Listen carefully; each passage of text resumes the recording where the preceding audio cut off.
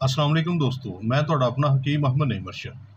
दोस्तों, तुहाडे नाल एक इंतहाई अहम मौजू ते गलबात करना चाह रहा वां ते तुहाडी तवज्जो दरकार है। पिछले कुछ अरसे तो एक मौलवी साहब ने जिहड़े सोशल मीडिया के उत्ते तालीमे निस्बां के खिलाफ मुख्तलिफ किस्म के नगमे बना के ते शेयर कर रहे हैं। हुण जिहड़ा उन्हें ताज़ा नगमा शेयर किया है, पहले वो वेखो सुनो ते फिर उस तो बाद तुहाडे नाल गलबात करदा। स्कूलों हटा ले डांस करती पई डांस करती पई घर पर्दे विच बिठा ले डांस करती पई डांस करती पई आधी स्कूलों हटा ले घर पर्दे विच बिठा ले घर पर्दे विच बिठा ले नहीं तां ए गल ज़हन च पाल डांस करती पई डांस करती पई इंदी इज्जत गवानी चाहने जे कंजरी बनानी चाहने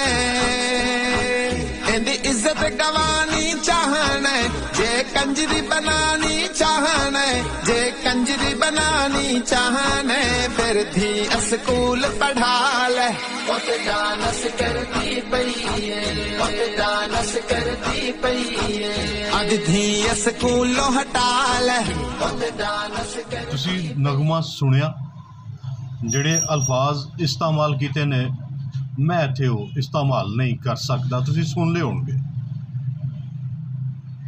इस बंदे नूं कोई दसे कि साडियां धीआं इंजीनियर ने, डॉक्टर ने, वकील ने, फोर्सिस दे विच ने, उस्ताद ने, बिजनेस करदियां ने, नर्सिंग दे शोबे च ने, हर शोबे दे विच मौजूद ने।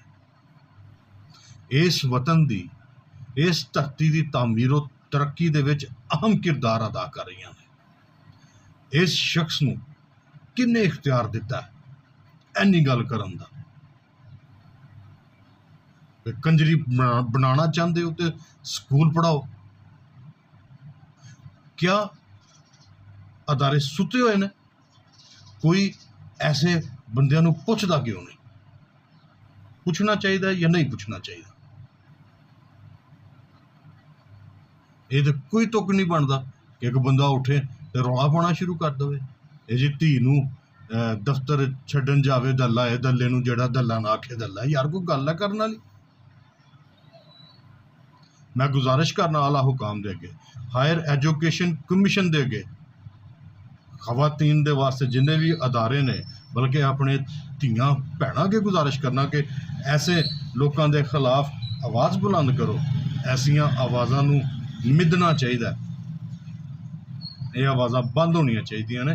ऐ वो लोग ने जिहड़े मुल्क दुश्मन अनासर ने, ये वो लोग ने जिहड़े मुल्क नूं इंतहा पसंद साबित करन दे उत्ते तुले हुए ने। ऐसे लोगों के उत्ते पाबंदी होनी चाहिए है। एक छोटा जिहा शेर है तो उस तो बाद मैं तुहाडे कोलों इजाजत चाहांगा। लीड करन दी हिम्मत रखन जियां नूं ऐना कॉन्फिडेंस देंगे धीआं। मेरी सुनने वाले वेखण वाले सारे दोस्तों अगे गुजारिश है कि ऐसे अनासर का बाईकाट किया जाए, हर तरह का बाईकाट किया जाए, सोशल बाईकाट किया जाए, जेड़े बच्चियां दे मुतलक, औरतों के मुतलक, उन्होंने तालीम के मुतलक इंज का ख्याल रखते हो, उन्होंने मुकम्मल तौर पर जिन्होंने कहते हैं हुक्का पानी बंद कर देना, उन्होंने यह रवैया इख्तियार किया जाए। बहुत शुक्रिया। अल्लाह हाफिज़।